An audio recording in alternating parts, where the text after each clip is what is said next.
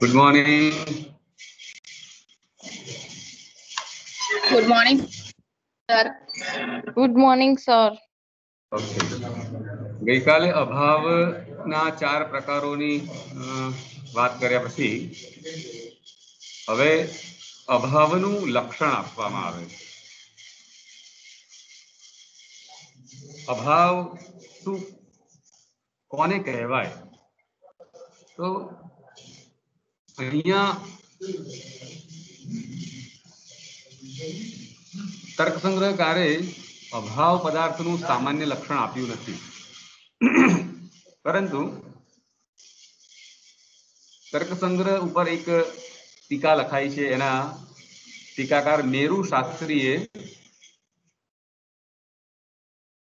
એવી વ્યાખ્યા આપી છે કે જે ભાવ પદાર્થોથી ભિન્ન છે તે અભાવ, ભાવથી ભિન્ન હોય તે અભાવ, એવું લક્ષણ આપ્યું છે. જેવી રીતે પૃથ્વી, અપ, તેજ, વાયુ, આકાશ, કાળ, દિશા, આત્મા, મન, 9 દ્રવ્યો, બીજા 6 પદાર્થો તેનો ભાવ છે, એવી રીતે અભાવ પણ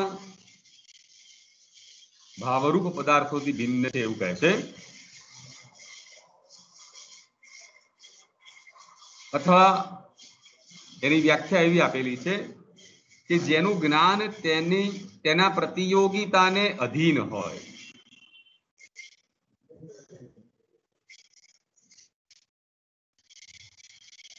બરાબર ધ્યાનથી સાંભળો. જેના પ્રતિયોગીને જેનું જ્ઞાન અધીન હોય, એટલે કોઈ પણ પદાર્થનો અભાવ તમારે જાણવો હોય તો પહેલા તો એ પદાર્થને જાણવો પડે.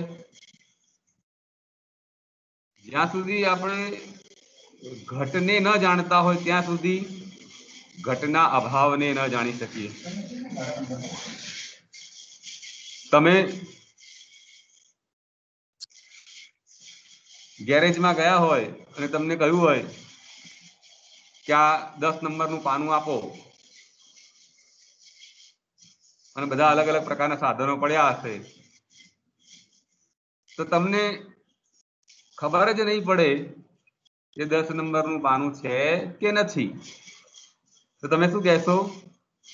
નથી એવું નહીં કહેવાય તમારાથી, કારણ કે ન હોવા માટે તમારે એ હોવાનું જ્ઞાન જરૂરી છે. અભાવત્વ પ્રતિયોગી જ્ઞાનાધીનત્વમ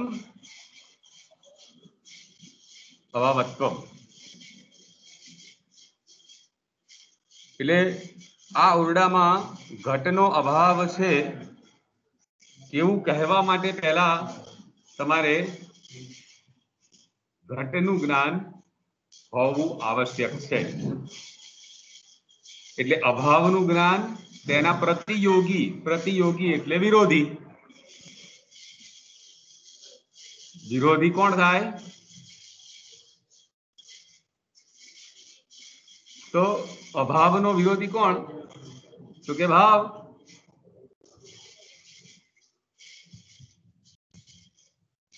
તો યસ્ય અભાવસ્ય પ્રતિયોગી તે ભાવ કહેવાય. ઘટનો અભાવ હોય તો તે અભાવનો પ્રતિયોગી ઘટ ગણાય.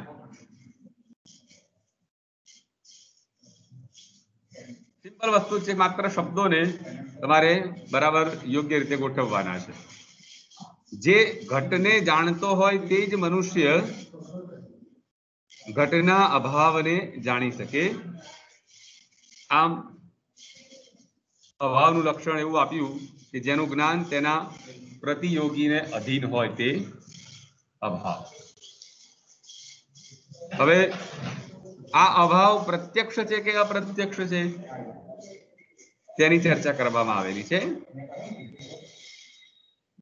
ન્યાય વૈશેષિક દર્શનમાં પ્રતીતિના ભેદ ઉપરથી પદાર્થનો ભેદ મનાય છે. આપણે જમીન ઉપર ઘટના અભાવની પ્રતીતિ થાય છે,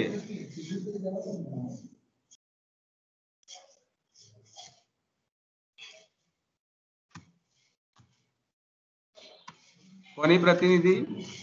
ઘટના અભાવની આપણને પ્રતીતિ થાય છે, તેથી ઘટનો અભાવ એ પણ એક સ્વતંત્ર પદાર્થ છે.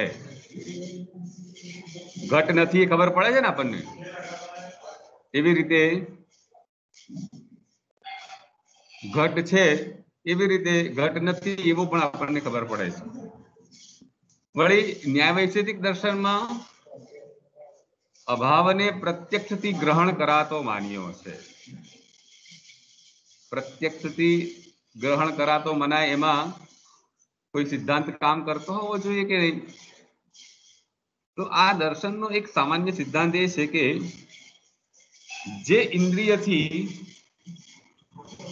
જે વ્યક્તિનું કે પદાર્થનું કે વસ્તુનું ગ્રહણ થાય તે જ ઇન્દ્રિયથી એ વ્યક્તિમાં રહેલી જાતિનું અને વ્યક્તિના અભાવનું પણ ગ્રહણ થાય. દાખલા તરીકે રસોઈ બનાવતા હોઈએ એમાં મીઠું ઓછું પડ્યું છે અથવા તો મીઠાનો સ્વાદ, તીખાનો સ્વાદ આપણને શેનાથી અનુભવાય છે?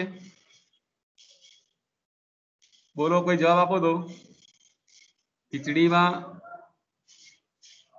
મીઠું છે, જીભથી સર. બરાબર. હવે મીઠું નથી એનો પણ અનુભવ કેવી રીતે થશે? જીભથી જ. ઓકે, સમજાઈ ગયું? તો જે વસ્તુના અસ્તિત્વનો ખ્યાલ જે ઇન્દ્રિયથી આવે છે એ જ ઇન્દ્રિયથી એના અભાવનો પણ ખ્યાલ આવે છે. એટલે ઘટ આપણને ચક્ષુથી દેખાય છે તો એનો અભાવ પણ શેનાથી દેખાય? ચક્ષુથી જ દેખાય. બરાબર છે? એટલે અભાવને પ્રત્યક્ષ માન્યો છે. જો આ દલીલબાજી કેટલી સરસ રીતે મૂકેલી છે. અંગ્રેજીમાં એક વાક્ય છે, બહુ અદ્ભુત વાક્ય છે, આપણને ગૂંચવી નાખે એવું વાક્ય છે.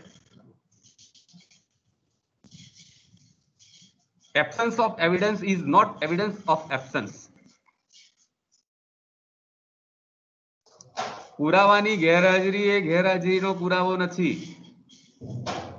આ વાક્ય તમને અંદર અંદર ગૂંચવી નાખે એવું, સાંભળનારને ગૂંચવી નાખે એવું છે. આ વાક્ય ફરીથી સાંભળજો, લખજો અને વિચાર કરજો કે આ વાક્ય શું કહેવા માંગે છે. બરાબર છે? આપણે સમય અત્યારે કાઢતા નથી, ઘેર જે વિચારજો અને કાલે મને કહેજો શું કહેવાય છે. તો જે ઇન્દ્રિયથી ભાવનું જ્ઞાન થાય એ જ ઇન્દ્રિયથી એના અભાવનું પણ જ્ઞાન થાય. કેટલાકના મતે વ્યક્તિમાં રહેલા સમવાય સંબંધનું પણ એ જ ઇન્દ્રિયથી જ્ઞાન થાય છે. ભૂતલ ઉપર ઘટ ન હોય ત્યારે જેમ આપણને ભૂતલનું પ્રત્યક્ષ થાય છે તેમ ભૂતલ ઉપર રહેલા ઘટના અભાવનું પણ પ્રત્યક્ષ કેમ ના થાય? ભાવ પદાર્થની જેમ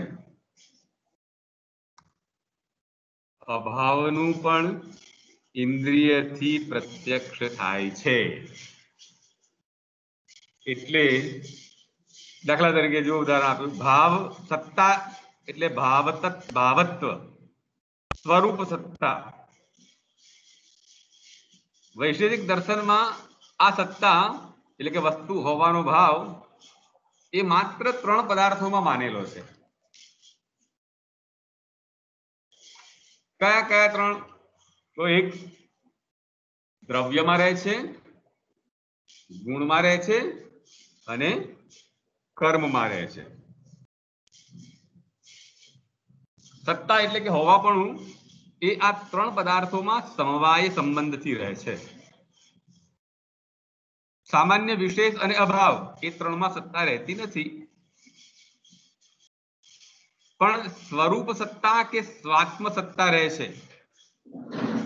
કારણ કે એનું સ્વરૂપ તો છે જ અને પોતે પણ એક સ્વતંત્ર પદાર્થ છે, જેના કારણે સામાન્ય વગેરેની આ સત્ છે એવી પોતાની આગવી સ્વરૂપ સત્તાની આપણને પ્રતીતિ થાય છે. કેટલીક વસ્તુ આપણને દેખાતી ના હોય પણ એની પ્રતીતિ થતી હોય. દાખલા તરીકે કોઈ વ્યક્તિ આપણા તરફ ગુસ્સે થયો હોય અને ગુસ્સો પ્રગટ ના કરે પરંતુ એની પ્રતીતિ થાય કે આ ભાઈને મારા તરફ ગુસ્સો છે, અથવા લાગણી હોય તો એ લાગણી પણ પ્રતીત થાય. એવી રીતે આ ત્રણ સામાન્ય વિશેષ અને અભાવ તેની પણ આપણને પ્રતીતિ થાય છે. સત્તા એ સામાન્ય રૂપ છે અને સ્વરૂપ સત્તા એ અમુક એક જ પદાર્થના સ્વરૂપના અસ્તિત્વને સૂચવતી વિલક્ષણતા છે.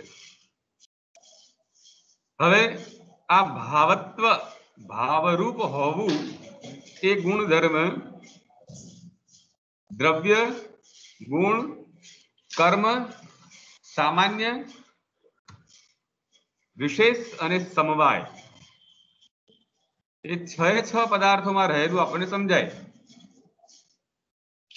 જે પદાર્થોને સત્તા સાથે સીધો સમવાયથી સંબંધ હોય છે તે પદાર્થો તો ભાવરૂપ હોય જ, પણ જેમનો સંબંધ સત્તા સાથે પરંપરાથી હોય તે પદાર્થોને પણ ભાવરૂપ કહેવાય. સામાન્ય વગેરે ત્રણ પદાર્થો પણ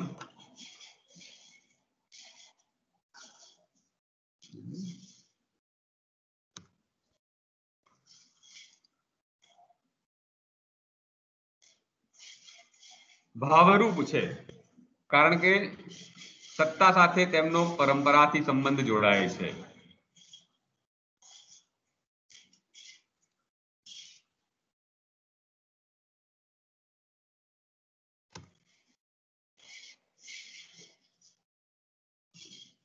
જેમ ગાય વ્યક્તિરૂપ દ્રવ્યમાં તો સત્તા સમવાય સંબંધી રહે છે, તેની સાથે ગોત્વ એ સામાન્ય પણ ગો એટલે કે વ્યક્તિમાં રહે છે. આમ એક જ ગો એટલે કે વ્યક્તિમાં રહેવારૂપ સંબંધ સત્તા અને સામાન્ય વચ્ચે થાય છે. એટલે સત્તા સામાન્ય રહે છે, એવી રીતે સમવાય પણ એમાં રહેતું હોય છે. હવે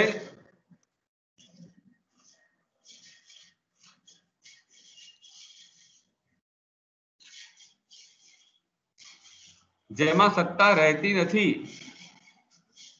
અને જે ભાવરૂપ પણ નથી તે અભાવ નામનો પદાર્થ ભૂતલ ઉપર ઘટનો અભાવ છે, એમ અભાવ પણ પોતાના આગવા સ્વરૂપ દ્વારા અસ્તિત્વ ધરાવે છે. તેથી અભાવ પદાર્થ એ માત્ર સ્વરૂપ સત છે. સામાન્ય, વિશેષ અને સમવાય એ ત્રણ પદાર્થો સ્વરૂપ સત એટલે કે પોતાનું સ્વરૂપ એ જ એની સત્તા છે. જેવી રીતે પૃથ્વી આપણને દેખાય, એની સત્તા દેખાય, આપણને અસ્તિત્વ ધરાવે છે. એવી રીતે આ ત્રણ પદાર્થો પણ સામાન્ય, વિશેષ અને સમવાય એ પણ આપણને પ્રત્યક્ષ થતા નથી, પરંતુ એનું પોતાનું રૂપ એ જ એની સત્તા છે, એનું અસ્તિત્વ છે. અને સાથે સાથે એ પદાર્થો ભાવરૂપ પણ છે. જ્યારે દ્રવ્ય, ગુણ, અને કર્મ અને સત્તા એટલે કે જાતિથી યુક્ત, સત્તા જાતિથી યુક્ત ભાવરૂપ અને સ્વરૂપ સત પણ કહી શકાય. દ્રવ્ય વગેરે સાતેય પદાર્થોને સ્વરૂપ સત કહેવાય.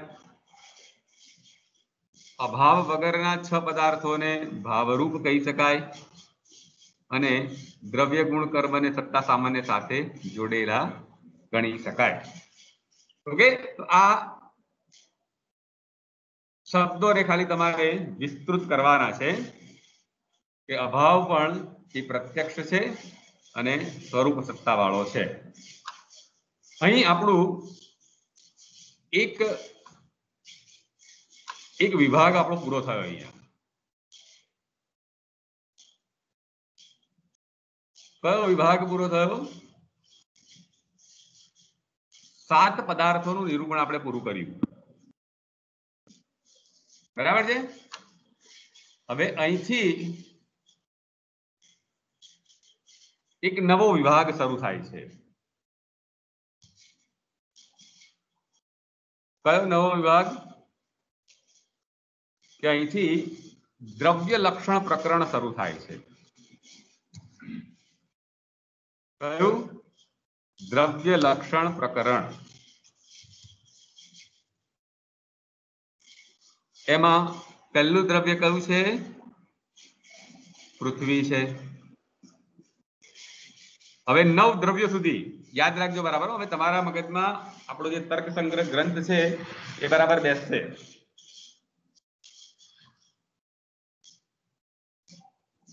પહેલા મંગળ શ્લોક આવ્યો, પછી 7 પદાર્થો ગણાયા, બરાબર છે. એ 7 પદાર્થો ગણાવ્યા પછી 7 પદાર્થોનું નિરૂપણ અહીંયા પૂરું થયું. હવે 7 પદાર્થોમાં પહેલું કોણ હતું? દ્રવ્ય હતું. તો હવે દ્રવ્યના પ્રકારો ગણાવશે, કેટલા દ્રવ્યો છે એ ગણાવશે. પછી દ્રવ્યો પૂરા થશે એટલે શું ગણાવશે? પદાર્થોમાં બીજો નંબર કયો હતો? ગુણ હતો, તો ગુણ ગણાવશે. પછી કર્મ ગણાવશે.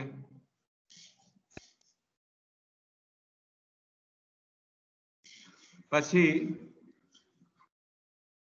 સામાન્ય, પછી વિશેષ, સમવાય અને અભાવ. આપણે સામાન્ય, સમવાય, વિશેષ અને અભાવની વાત અહીં સાથે સાથે જ કરી લીધેલી છે. છેલ્લે આપણે એને જોવાના નથી, પણ આપણે 3 વસ્તુ ભણવાના છીએ.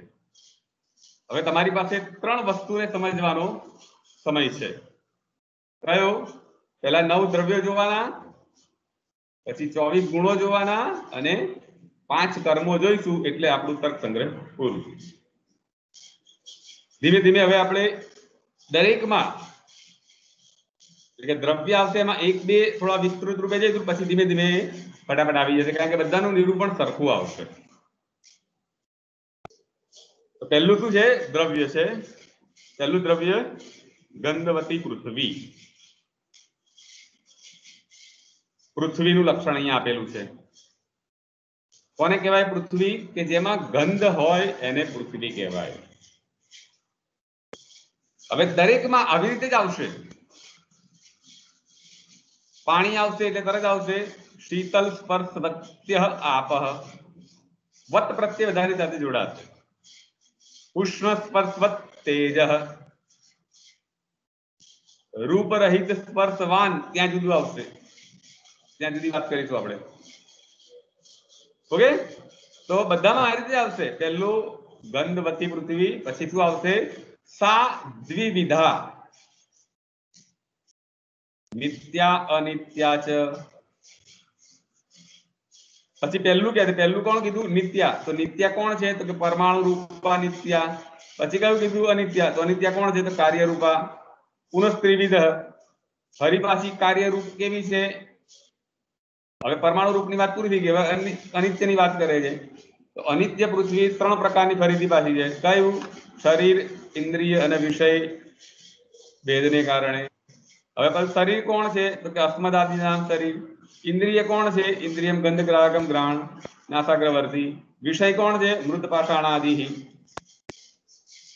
બરાબર સમજાય છે ને? હું ફટાફટ બોલું છું તો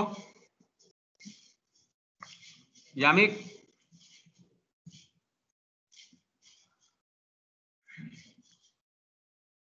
છે કે નહીં ભાઈ?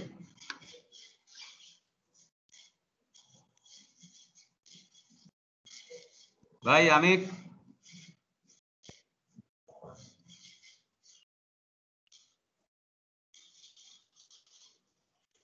નેટવર્ક એનું ઓછું લાગે છે. ભાઈ જગદીશ ઠાકોર.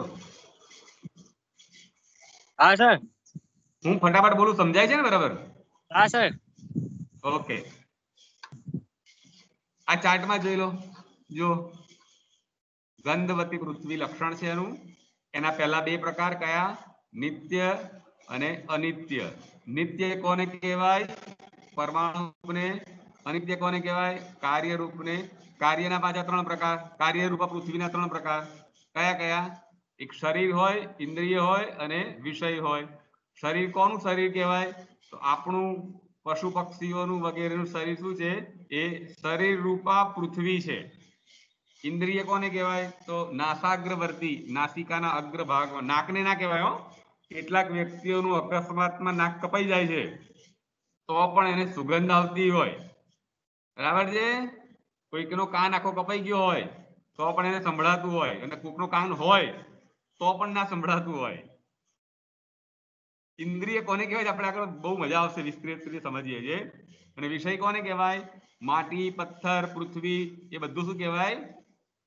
વિષય કહેવાય. હવે રિવર્સ જુઓ.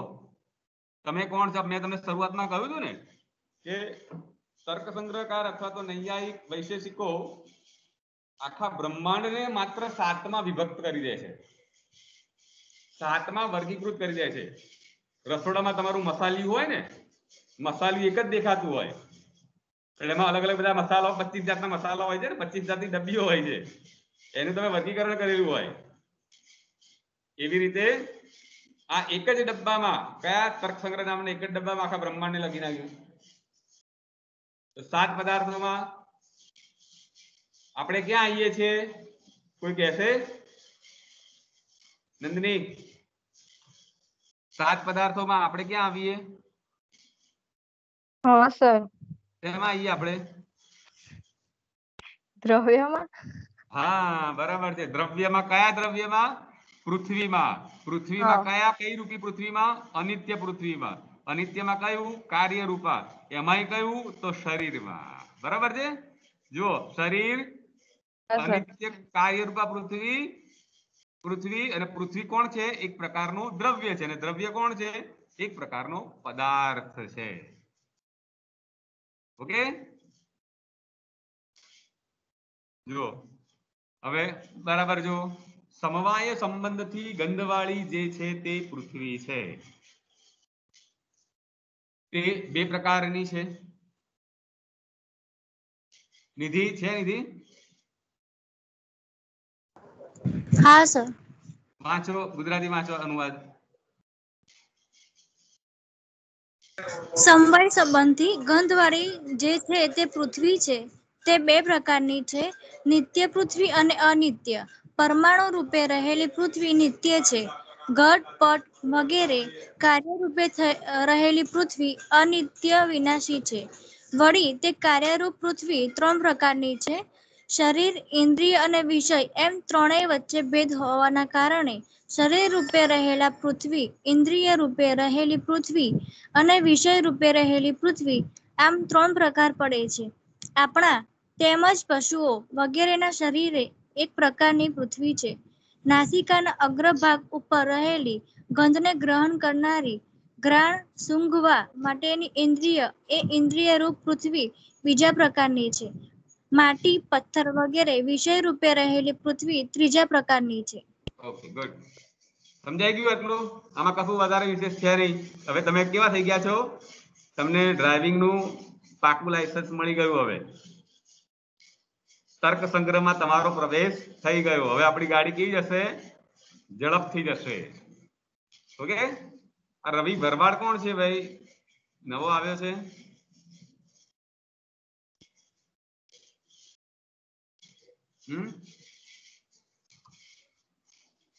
ઓળખાય એવો છે કે નહીં રવિ ભરવાડ?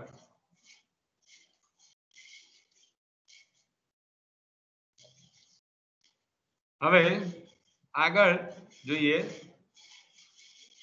સમજૂતિયાની જોઈએ. પૃથ્વી આપણે આગળ વાત કરીએ એ પ્રમાણે ગંધવતી, આ શબ્દમાં વત પ્રત્યય એટલે થી યુક્ત.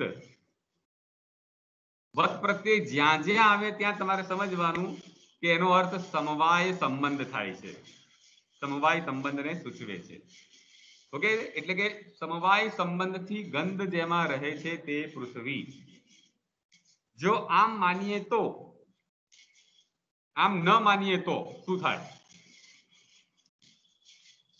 ગમે તે સંબંધ વાળા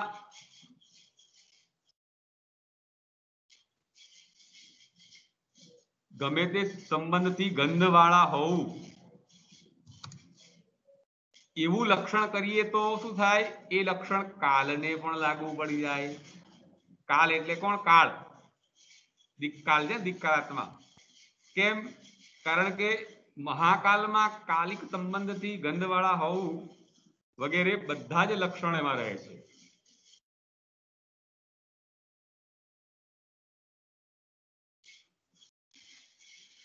જો શું છે? મહાકાલે કાલિક સંબંધે, કાલિક સંબંધેન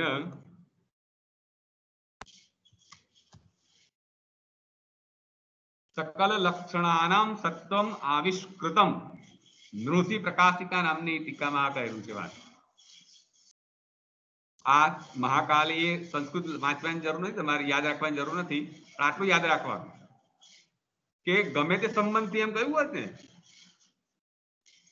કોઈ પણ સંબંધથી, ગંધ પૃથ્વીમાં કયા સંબંધથી રહે છે? તો કે છે સમવાય સંબંધ. દાખલા તરીકે હું કહું કે પુસ્તક ટેબલ ઉપર સંયોગ સંબંધી રહેલું છે, તો એ સાંભળનાર, એ જોશે નહીં વ્યક્તિ, કોઈ જોતું વ્યક્તિ ના હોય તો પણ એને ખબર પડશે કે સંયોગ સંબંધથી પુસ્તક ઉપર ટેબલ રહેલું છે, એટલે ટેબલ ઉપર પુસ્તક રહેલું છે, એટલે ગમે ત્યારે તમે ટેબલ ઉપરથી પુસ્તકને લઈ શકશો. પણ જો હું એમ કહું કે ચોકમાં સફેદ રંગ સમવાય સંબંધથી જોડાયેલો છે, તો એ સાંભળનાર વ્યક્તિને એવું સમજાશે કે સફેદ રંગને એમાંથી દૂર કરી શકાશે નહીં. એવી રીતે પૃથ્વીમાં ગંધ સમવાય સંબંધીથી રહે એવું માનીએ તો એ ગંધ ક્યારેય કોઈ પણ પૃથ્વી રૂપી પદાર્થમાંથી દૂર ન થાય. પણ જો એમ કહું ગમે તે સંબંધથી, તો સંયોગ સંબંધી થાય, તેનો અર્થ એવો થાય કે પૃથ્વીમાંથી ગંધને દૂર કરી શકાય, પણ એવું બનતું નથી. કાલિક સંબંધથી ગંધવાળો હોવું, કાલિક સંબંધથી એટલે કાલિક એટલે અમુક સમય પૂરતું ગંધવાળો હોવું, તેના સમવાય સંબંધથી કાલ ગંધવાળો નથી.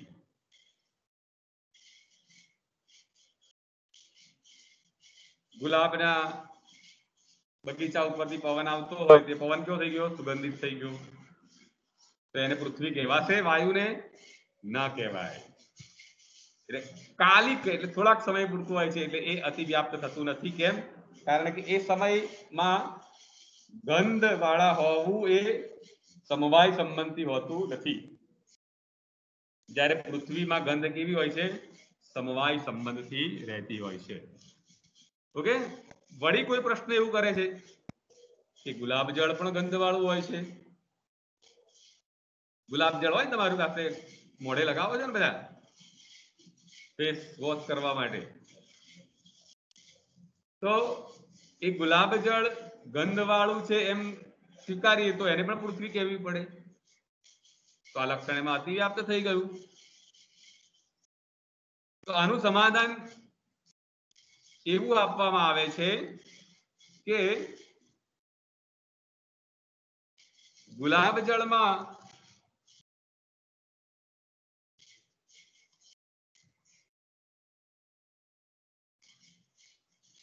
જે ગંધ હોય છે તે ખરેખર શેની ગંધ હોય છે?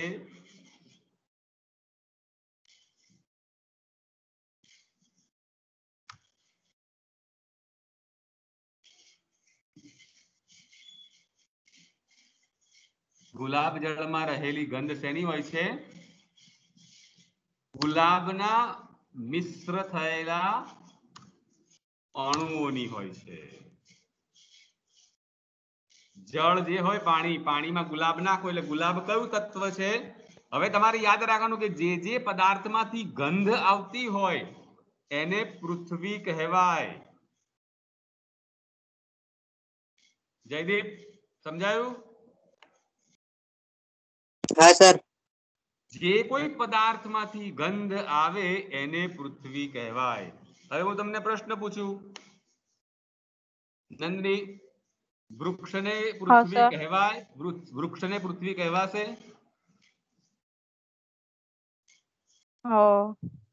કહેવાશે, બરાબર છે? વૃક્ષને પૃથ્વી કહેવાશે. પછી ખીચડીને પૃથ્વી કહેવાશે? ના. બોલો બોલો ના. કેમ? હવે બરાબર સમજો. તમારી તે ના પાડી એનું કારણ સમજી ગયો. ગંધનો અર્થ શું થાય છે? સુગંધ અને દુર્ગંધ બંને. સમજ્યા? ખીચડીમાંથી સુગંધ હા. નહીં આવતી? આવે છે સુગંધ? આવે છે. હા, એટલે એ પણ શું કહેવાશે? પૃથ્વી કહેવાશે. ગુલાબને શું કહેવાશે? પૃથ્વી કહેવાશે. ઓકે? એટલે જે કોઈ પદાર્થમાંથી ગંધ આવતી હોય, સુગંધ હોય કે દુર્ગંધ હોય, ગંધનો અર્થ શું થાય છે? ફક્ત ગંધ. હવે જો સારી હોય તો ત્યાં શું ઉપસર્ગ લગાવવાનો, અને ખરાબ હોય તો દુર ઉપસર્ગ લગાવવાનો. પરંતુ આપણે ગુજરાતી ભાષામાં શું કરેલું છે? ગંધને દુર્ગંધનો પર્યાય માની લીધો છે, અને જો સારી હોય તો સુગંધ લખીએ છીએ. પણ આપણે શું લખવું જોઈએ? સુગંધ લખવું જોઈએ અથવા તો દુર્ગંધ લખવું જોઈએ. ગંધ શબ્દ ન વાપરવો જોઈએ. તેથી ગંધવત્વ, ગંધવાળા હોવું એ લક્ષણ ગુલાબ જળમાં અતિવ્યાપ્ત થતું નથી. એટલે ગુલાબ જળમાં સુગંધ આવે છે, શેની આવે છે? જળમાં મિશ્ર થયેલા ગુલાબ રૂપી પૃથ્વી તત્વની આવે છે. બરાબર છે આટલું? કોઈ શંકા કરે કે એક પદાર્થના અમુક અવયવો સુગંધી હોય છે અને અમુક અવયવો દુર્ગંધી હોય છે, તો સારી અને ખરાબ ગંધના પરસ્પર વિરોધને કારણે કોઈ ગંધનો અનુભવ જ ના થાય. જો આમ થાય તો પદાર્થમાં ગંધ હોવા છતાં ગંધનો અનુભવ ના થાય. તો શું આવી કોઈ ચિત્રગંધની કલ્પના કરી શકાય?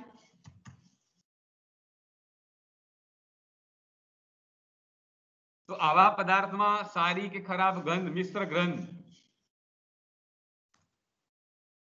સ્વીકારવી જોઈએ, જેનો નૈયાયિકો સ્વીકાર કરતા નથી. એનો જવાબ એવી રીતે આપે છે કે આવા પદાર્થના અવયવમાં રહેલી જુદી જુદી ગંધનો આપણે સ્પષ્ટ અનુભવ કરી શકીએ છીએ. તેથી ચિત્રગંધ નામના જુદા પદાર્થ માનવાની જરૂર નથી. આવા પદાર્થમાં પણ ગંધનો અનુભવ તો થાય છે જ.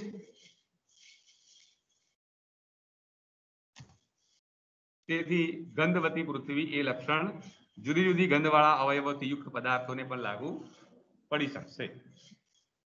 હવે વળી પાછો કોઈને પ્રશ્ન થાય. કયો પ્રશ્ન?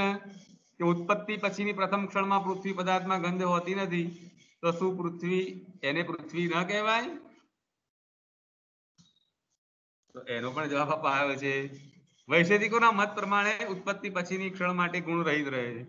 એટલે શબ્દ કયો આપ્યો? ગુણનો આધાર પૃથ્વી દ્રવ્ય ઉત્પન્ન થયા પછીની બીજી ક્ષણે તેમાં આધેય રૂપ ગણ ઉત્પન્ન થાય છે.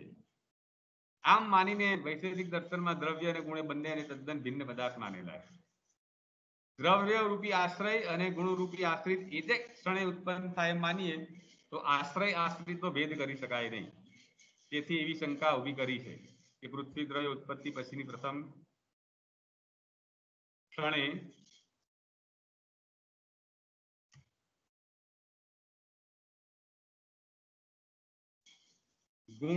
ગંધ ગુણ રહિત હોય છે.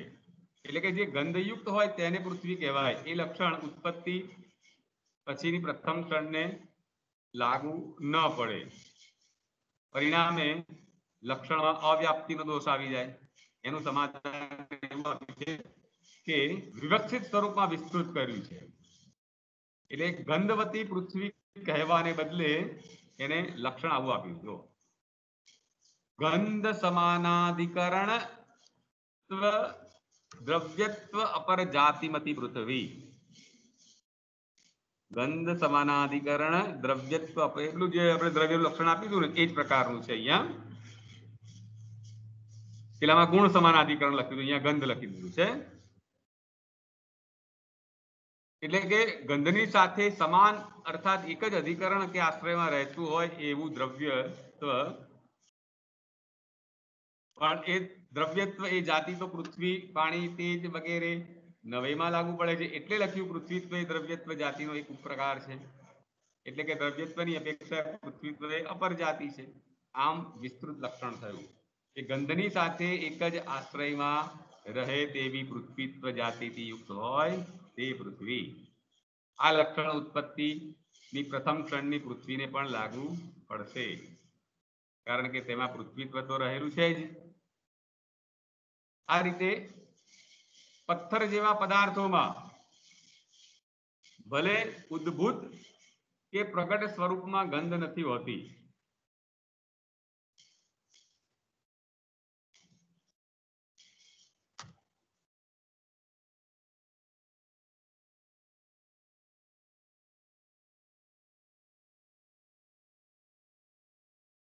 છતાં એ લક્ષણ અપ્રકટ ગંધવાળા પથ્થર જેવા પાર્થિવ પદાર્થ દ્રવ્યોને પણ લાગુ પડે છે.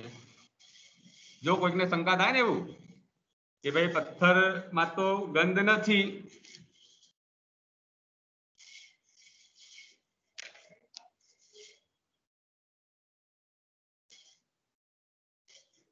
પથ્થરમાં ગંધ નથી દેખાતી ને આપણને, તો પથ્થર પણ શું છે? ખરેખર એ પૃથ્વીનો જ એક ભાગ છે. તો પૃથ્વીમાં ગંધ છે એવી રીતે પથ્થરમાં પણ ગંધ છે જ, પરંતુ એમાં ગંધ કેવી છે? અપ્રગટ સ્વરૂપ વાળી ગંધ છે. અપ્રગટ સ્વરૂપ એમાં ગંધ હોય છે, એટલે એને પણ પૃથ્વી કહેવાય.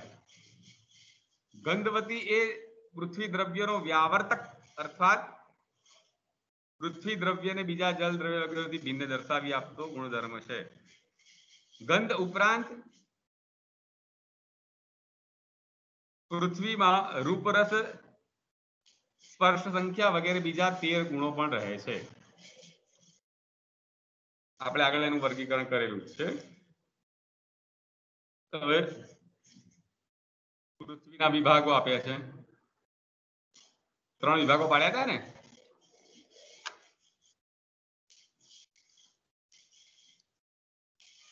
નિત્ય અનિત્ય ત્રણેય કાર્ય,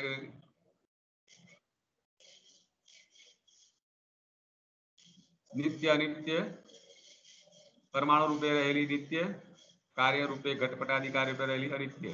ત્રણેય કાળમાં જે ટકી રહે છે નિત્ય, એટલે પૃથ્વીના પરમાણુ ભૂત ભવિષ્ય અને વર્તમાન કાળે ત્રણેય કાળમાં ટકી રહે છે, તેથી નિત્ય છે.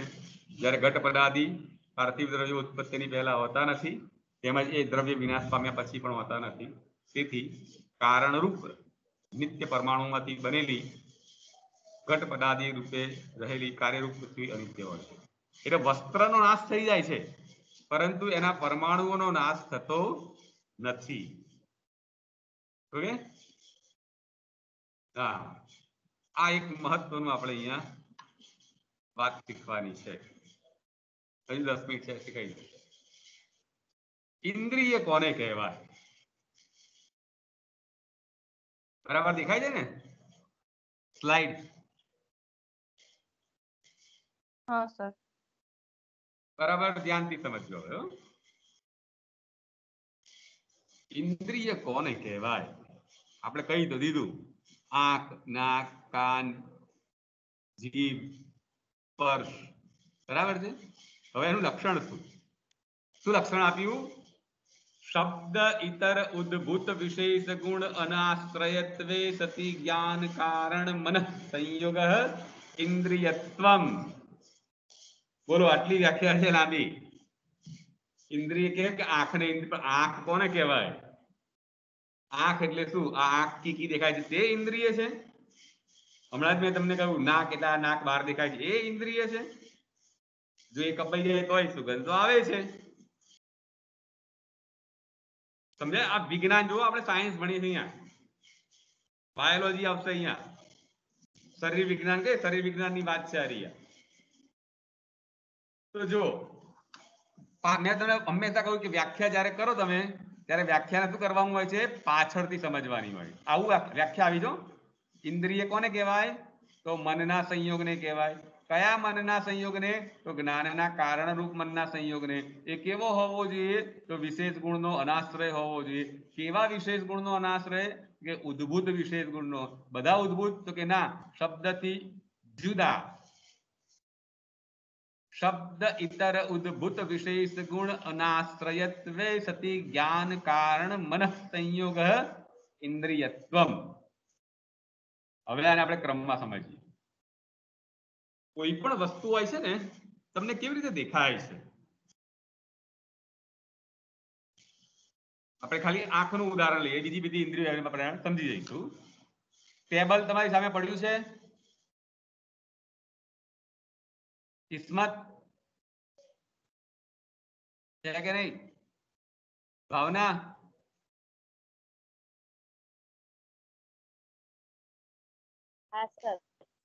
ટેબલ તમારી સામે પડ્યું હોય છે, દેખાય ને ટેબલ? ટેબલ ઘટ કે ગમે તે વસ્તુ તમારી સામે હોય એને જોજો। આ ટેબલ દેખાયું? ટેબલ શેની સાથે જોડાયું? ચક્ષુ સાથે। ટેબલ ચક્ષુ સાથે જોડાય છે।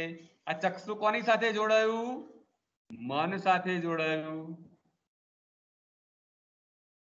એટલે શું થયું? જ્ઞાન થયું। બરાબર છે? હવે જો સમજો, જ્ઞાનના કારણરૂપ મનનો જે સંયોગ હોય તો મનનો સંયોગ એ કોની સાથે હોય? આંખ સાથે હોય। આંખનો સંયોગ કોની સાથે હોય? ટેબલ સાથે હોય।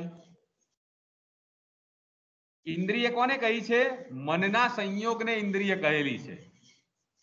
હવે તમને થોડુંક લાઈવ બતાવીએ। ટેબલની સાથે આંખ જોડાય છે, આંખની સાથે મન જોડાય છે, એટલે આપણને જ્ઞાન થાય છે। જ્ઞાનનો અર્થ સમજવાનો છે, વસ્તુ દેખાય એ સમજવાનું છે ખાલી। ટેબલની સાથે આંખ જોડાઈ, આંખની સાથે મન જોડાયું, અને મનનો સંયોગ એટલે આંખનો સંયોગ, મન અને આંખનો સંયોગ હોય એને શું કહેવાય છે? ઇન્દ્રિય કહેવાય છે। આટલું સમજી ગયા પછી આપણે આગળ વધીએ છીએ। જો હવે ખાલી એમ કહી દીધું હોત કે મનના સંયોગને ઇન્દ્રિય કહેવાય તો શું થઈ જાય? આ વ્યાખ્યા મનના સંયોગને ઇન્દ્રિય કહેવાય એ વ્યાખ્યા આત્માને પણ લાગુ પડી જાય। કેમ આત્માને લાગુ પડે? કારણ કે મન બે બાજુ જોડાયેલું હોય છે। એક બાજુ ચક્ષુ થી મન જોડાયેલું છે, અને મન એ ક્યાં જોડાયેલું છે? આત્મા જોડે જોડાયેલું છે। સમજાયું બરાબર? નિધિ? હા સર। આંખની સાથે મન જોડાયેલું છે, અને મન ક્યાં જોડાયેલું છે? આત્મા સાથે જોડાયેલું છે। એટલે ખાલી જો મનનો સંયોગ કહીએ એને ઇન્દ્રિય કહેવાય તો આ મનનો સંયોગ પણ છે તો આત્માને પણ એ લક્ષણ લાગુ પડી જાય।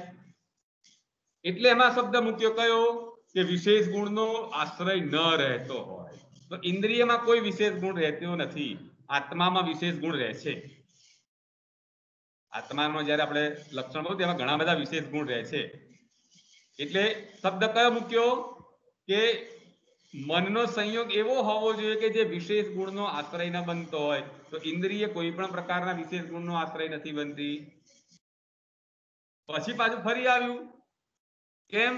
કારણ કે ઘ્રાણેન્દ્રિય નાસિકા એ તો વિશેષ ગુણનો આશ્રય બને છે, કારણ કે ગંધ ક્યાં રહે છે? ગંધ નામનો ગુણ ઘ્રાણમાં જ રહે છે। એટલે લખ્યું ઉદ્ભૂત વિશેષ ગુણનો આશ્રય ન રહેવો જોઈએ। ઉદ્ભૂત એટલે રંગ, રંગ દેખાય ને તો રંગ એક પ્રકટ દેખાય છે, પણ ગંધ એ કેવો છે? ઉદ્ભૂત નથી। ગંધ આપણને દેખાતી નથી કોઈ પણ જગ્યાએ। જેવી રીતે પથ્થરમાં અપ્રકટ અનુદ્ભૂત છે, એવી રીતે ઘ્રાણમાં પણ ગંધ કેવી છે? અનુદ્ભૂત છે। એટલે શબ્દ લખ્યો ઉદ્ભૂત વિશેષ ગુણનો અનાશ્રય હોવો જોઈએ। ઘ્રાણમાં કેવો ગુણ છે? અનુદ્ભૂત છે। વળી પાછું આગળ વધ્યા કે કાનમાં જે શબ્દ નામનો ગુણ છે એ તો અનુદ્ભૂત છે, તો આ કાનને આ લક્ષણ લાગુ નહીં પડે। એટલે પાછો શબ્દ ઉમેર્યો કે શબ્દ સિવાયનો કોઈ ઉદ્ભૂત વિશેષ ગુણનો આશ્રય ન હોય એવા જ્ઞાન કારણ રૂપ મન સંયોગને ઇન્દ્રિય કહેવાશે। થયું બરાબર? ક્લિયર? જો બધાના મેં અલગ અલગ કલર આપ્યા છે, ચોક્કસ રીતે આપ્યા, ખાલી એમને કલર નહીં મૂકેલા। જો આ કલર મન સંયોગ, કેવો છે? આત્મા સાથે જોડાય છે, ચક્ષુ સાથે જોડાય છે. જ્ઞાનનું કારણરૂપ હોય એવા મનના સંયોગની વાત કરી છે. વિશેષ ગુણનો અનાશ્રય હોય એવા મન સંયોગની વાત છે. ઉદ્ભુત, તો અહીંયા ઘ્રાણેન્દ્રિયમાં ઉદ્ભુત ગુણ રહેલો છે એટલે લખ્યો ઉદ્ભુત. અને શ્રોત્રમાં અનુદ્ભુત છે, તો શ્રોત્ર એ શબ્દ ઇતરથી જુદો પડે છે એટલા માટે. Okay, clear? સમજાઈ ગયું બધાને?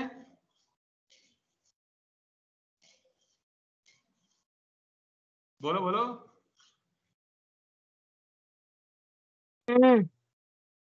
બસ હું કહેવા એટલે ખબર પડે.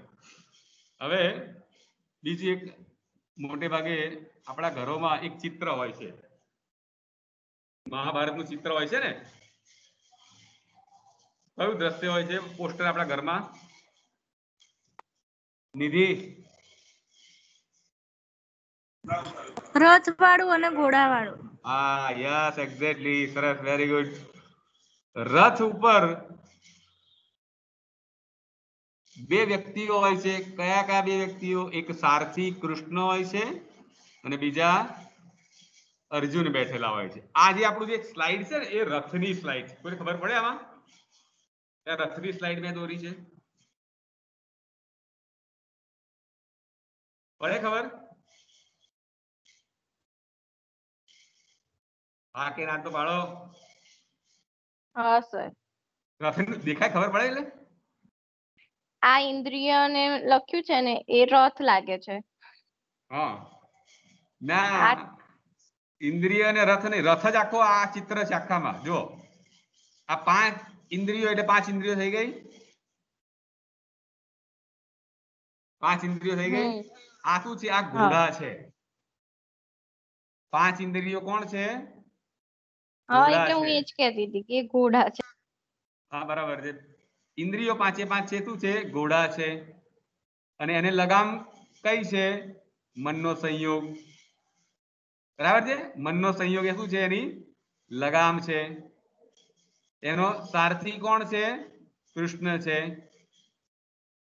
બરાબર છે? એ સારથી કૃષ્ણ છે અને એમાં મુસાફર કોણ છે? આત્મા છે, અર્જુન.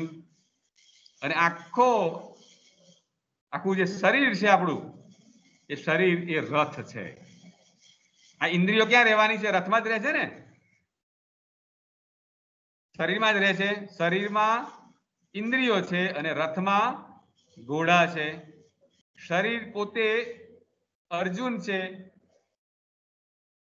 અને શરીરમાં રહેલું મન એ એનો સારથી છે. એટલે કે મનને આપણે બરાબર જો કૃષ્ણ જેવું બનાવીએ તો આ ચક્ષુરૂપી ઘોડાઓ બરાબર યોગ્ય દિશામાં જાય અને ચક્ષુ વગેરે ઇન્દ્રિયો રૂપી અશ્વો બરાબર ચાલે, બરાબર કેળવાય, તો શરીર રૂપી રથ યોગ્ય દિશામાં જાય. અને જો શરીર રૂપી રથ યોગ્ય દિશામાં જાય તો એમાં બેઠેલો આત્મા હોય, અર્જુન રૂપી આત્મા, એનો વિજય થાય. બરાબર છે? આત્માનો વિજય ક્યારે થશે? કે જ્યારે મનને, આપણે કહીએ છીએ ગુજરાતી કે મન તો કેવું હોય છે? માકડા જેવું હોય છે, કહીએ છીએ ને આપણે. તો મનને આપણે કૃષ્ણ જેવું બનાવીએ, એવી આજની આપણી શીખ છે. એ સાથે આજે આપણે વિરમીએ છીએ. ધન્યવાદ.